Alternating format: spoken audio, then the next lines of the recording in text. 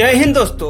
नक्सली माओवादी विद्रोह, जिसे ऑफिशियली जाना जाता है लेफ्ट विंग के रूप में, मीन्स के कम्युनिज्म का सिद्धांत। ये लोग कम्युनिज्म में बिलीव करते हैं और हर तरह से कम्युनिज्म को सपोर्ट करते हैं। और हम सभी जानते हैं जो भी व्यक्ति इन विचारधाराओं से इंस्पायर्ड होता है, जो कि हैं socialist, red, leftist, Bolshevik, Leninist, anti capitalist, मार्क्सवादी और माओवादी। इनकी विचारधारा से इंस्पायर्ड लोग हमेशा जनता की भलाई ही सोचते हैं। शायद इसीलिए ये नक्सली कहते हैं कि हम गरीबों, मजदूरों और किसानों की दुर्दशा को ठीक करने के लिए गवर्नमेंट पॉलिसीज के अगेंस्ट फाइट कर रहे हैं। बट रियलिटी तो कुछ और ही है। और हम सभी जानते हैं कि जितना नुकसान हमारे देश को बॉर्डर के दुश्मन से नहीं है, उससे ज्यादा नुकसान ये हमारे देश को नक्सली पहुंचाते हैं। हालांकि न्यूज में इतना ज्यादा दिखाया नहीं जाता, क्योंकि हमारी फैमिली की तरह ही तो हैं। भटक गए हैं, माइंडसेट चेंज होगा, सुधरेंगे, बट कब सुधरेंगे पता नहीं। ये जिस तरह के कारनामे कर रहे हैं, इससे ये साबित हो जाता है कि भाईचारे के काबिल तो बिल्कुल भी नहीं है, क्योंकि ये अक्सर निर्दोषों को, नागरिकों को, हमारे सुरक्षा बल के जवानों को और स्पेशली गवर्नमेंट वर्कर्स को टारगेट कर रहे हैं। क्योंकि अब नक्सलियों के जीवन का उद्देश्य यही तो है, किडनैपिंग, मर्डर, लूट, फिरौती, यही सब करना। और इतना ही नहीं दोस्तों, इन नक्सली आतंकवादियों का कनेक्शन चीन, पाकिस्तान जैसे देशों से भी जुड़ा हुआ है। हाल ही में गिरफ्तार इंटरनेशनल आतंकी अब्दुल करीम टुंडा ने इस बात का खुलासा किया है कि इंडिया में इन्हें प्राइमरी ट्रेनिंग नक्सलाइट कैंप में और बाद में इन्हें फुल ट्रेनिंग के लिए पाकिस्तान भेजने का प्लान था। ये देश की सुरक्षा के समक्ष गंभीर चुनौती पेश कर रहे हैं। टुंडा ने दिल्ली, मुंबई, अहमदाबाद और हैदराबाद में 70 से ज्यादा धमाके किए थे। मुंबई 26/11 का भी गुनाहगार है वो टुंडा।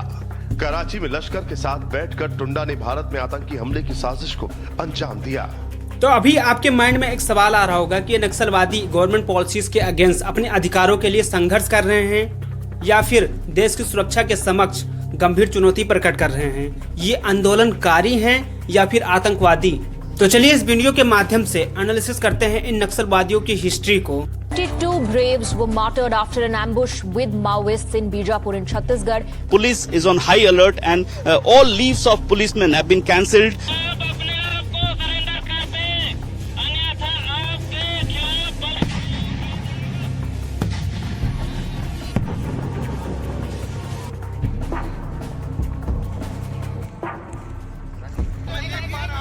यहाँ तक की बात नक्सलियों की है, वो अपने अस्तित्व की आखिरी लड़ाई लड़ रहे हैं।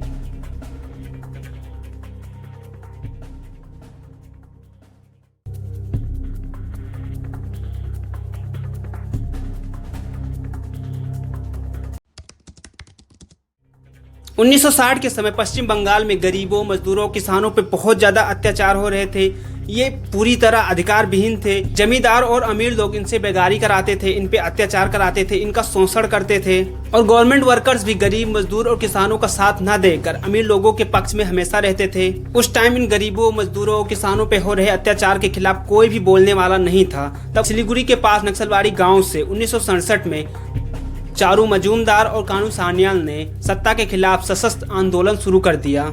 और फिर इसमें दलित और लोअर कास्ट वाले बहुत ही ज्यादा संख्या में जुड़ने लगे और ये संघर्ष और भी ज्यादा बढ़ने लगा। 1968 में CPML, communist party of Marxism and Leninism का गठन हुआ, क्योंकि ये लोग मार्क्स और लेनिन की विचारधाराओं से काफी ज्यादा इंस्पायर्ड थे और उसी रास्ते पे चल रहे थे।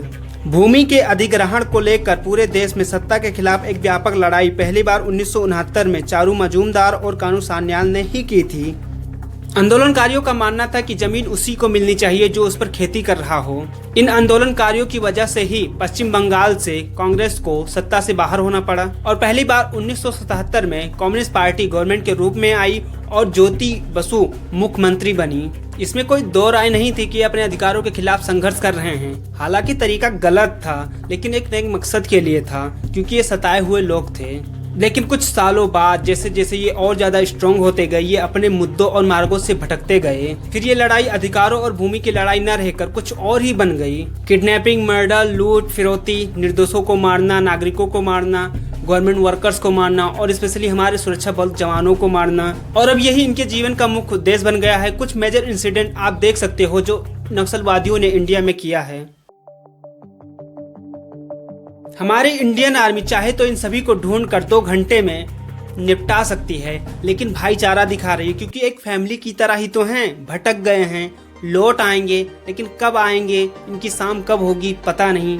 सो मिलते हैं नेक्स्ट वीडियो में।